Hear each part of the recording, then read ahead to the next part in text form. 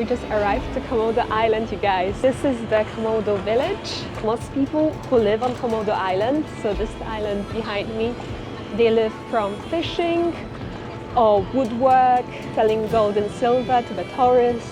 Komodo! Yes, we go to Komodo. Are you excited to see the dragons? Yay! Yeah! Highlight of the trip. Wow, this is so beautiful. It's such a nice welcome to the island. This really feels like a paradise island. Komodo dragons are only found on this island and 5 others, all based in this region. To be allowed to come to this island, there's an additional charge that you have to pay. Call me Finn. Is that my partner? My name is Aziz. Nice to meet you. I'm guessing it's a football field. Hello, track. Should be 1 hour of trekking. You also have goats.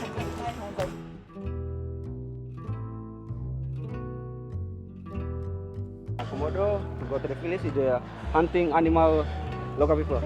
The chicken, good. Full of Komodo dragon. Are you from Komodo or are you from Labuan Bajo? I'm from Komodo. Oh, wow. You were born here on the island. It's amazing. The beach with the local people. Baby local. Oh. Yeah. 1 keer per maand. Het weefsel is heel... Buffalo and the white goat. It's very interesting, everything that he's telling us.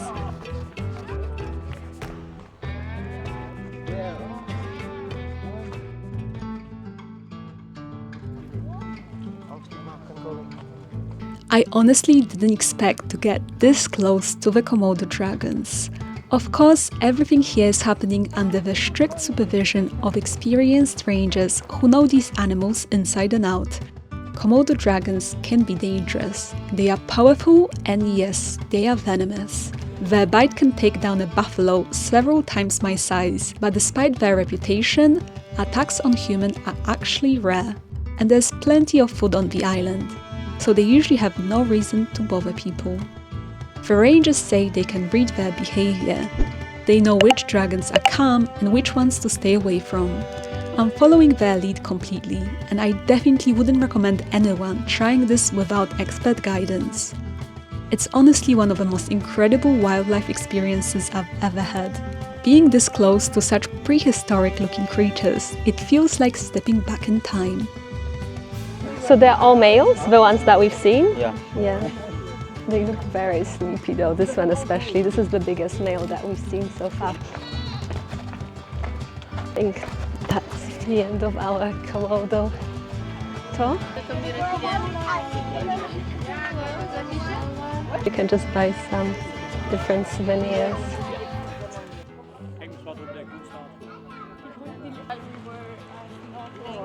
Oh, poor goat, looking for some food.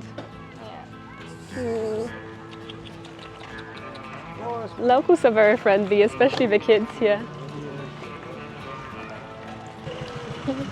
Hi. Some place like that one. Like here? Yeah. Mm. The baby. Oh, there's a lot of them. It's a lot of babies.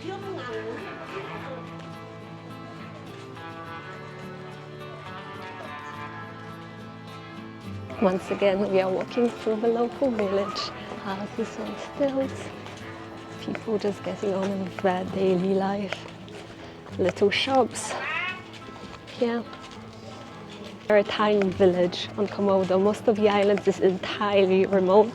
More shops here. For a little village, yeah, there's at least a lot of different shops. Hi!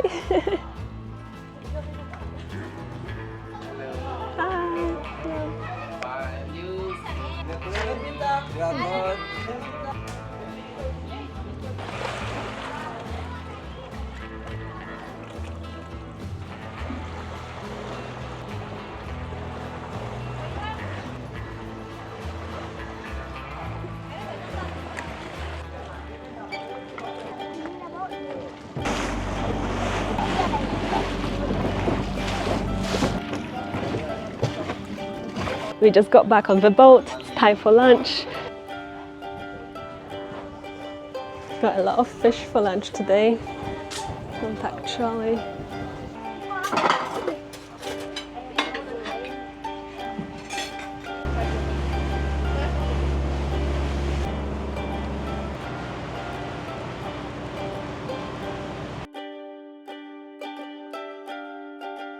Being here on the boat, even without the sails, just reminds me how much I absolutely love boat life, and I don't want any other life than to live at sea. I feel like I would be the happiest person on earth if I could actually sail the Komodo Islands myself. Of course, the majority of the world is still yet to discover for me, but I've been to quite a lot of places. This is a very top experience.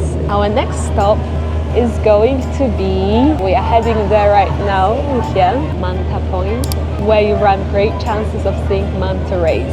Komodo Island continuously scores in the top 5 to top 10 dive sites in the world. And one of the reasons is because of its mantas. If we get lucky, we'll be in the 50% of people who end up seeing mantas at Manta Point. That will be the first time for me seeing mantas, so it would really make my trip extra special.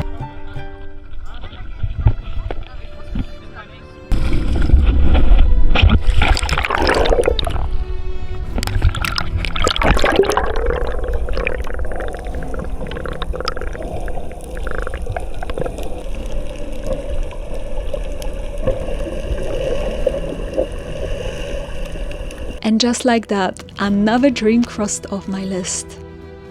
Honestly, I didn't expect to see any manta rays on this trip, let alone 2 massive ones gliding right beside me in the clearest water I've ever seen.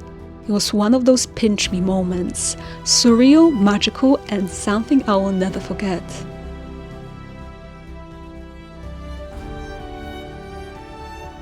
There's one thing that never disappoints me. It is the Aurelio trainers by One Mix. I especially love their Nature Tool line of trainers because these are absolutely perfect for hiking, walking, any outdoor activities in any weather conditions out there. So they come with this quick release button. You don't have traditional shoelaces here. These are very durable. It's not my first pair of these that I have, but it's the first pair that I have in this lotus color. You press this in and you twist to tighten them. It's literally like 2-second job. It saves time. There's no risk of any laces ever undoing. These are actually waterproof. They have this very durable yet comfortable fabric. So although these are waterproof and perfect for adventures, you don't feel it when you wear them. They're not very heavy. No, they're very lightweight. They look beautiful too. I mean, these look very trendy. I love working with One Mix and Aurelio, and I'll forever keep working with them until they want to work with me because they are awesome. Right after that, we swam as a group to a small pinkish-white sandbar called Taka Makassar, surrounded by turquoise water. It only appears during low tide, and I think we arrived just at the right moment. It was the perfect place to unwind. We played around, laughed, and just enjoyed the beauty around us. It really felt like a paradise, and it's easy to see why this spot is so loved.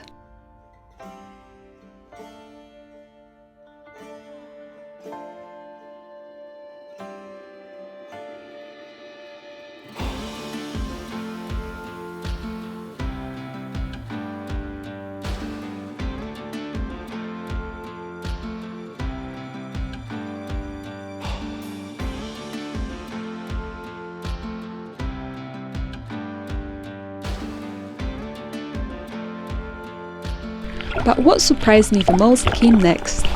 As I started snorkeling just off the coast, I spotted a flatfish.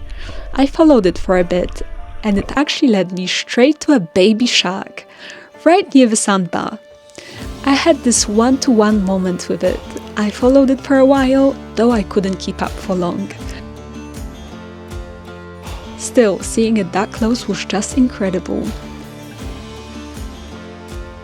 I also came across some stunning beautiful starfish, huge ones in all kinds of colors, and the coral reefs here were obviously breathtaking. All in all, this was by far my favorite snorkeling spot in the entire Komodo National Park. There was something about this place, the mix of calm, color and just pure connection with nature that made time feel like it slowed down. I just floated there, completely present, realizing how lucky I was to witness this corner of the world with my own eyes. It reminded me why I love to travel in the first place. And if there's one thing I've learned from this trip, it's that the most magical experiences often happen when you least expect them.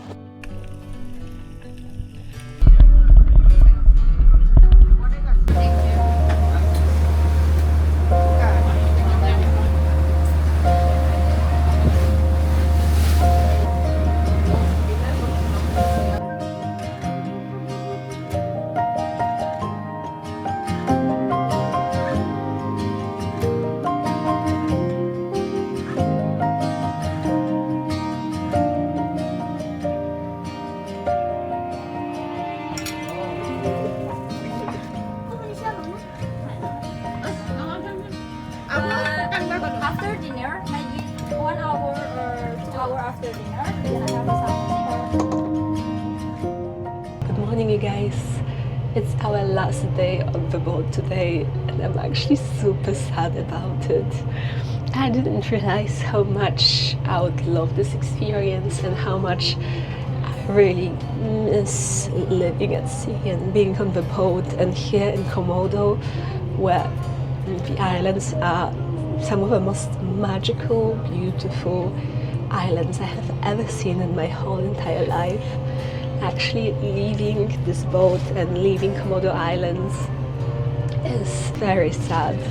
You can see currently through the window we have this beautiful sea view boat right there. It's just perfect. And yeah, so this is the last day of our 3-day 2-night tour. Should be back at Labuan Bajo, which is where we started, in Flores at 1 p.m. But before then, we do have a little place to visit. Our place for today is called Sandbar Island. We'll also be snorkeling and freediving around Sandbar Island. Yesterday, when it was already dark, we sailed. We came here to Sandbar. We're just going to go for breakfast and then go straight to Sandbar Island. There used to be a resort on Sandbar Island, but since COVID, I believe the resort has closed its doors permanently, and there's currently nobody living on the island. No locals and no foreigners. So you could say it's uninhabited. The view that we have. Yeah, guys, how could we not miss it, right?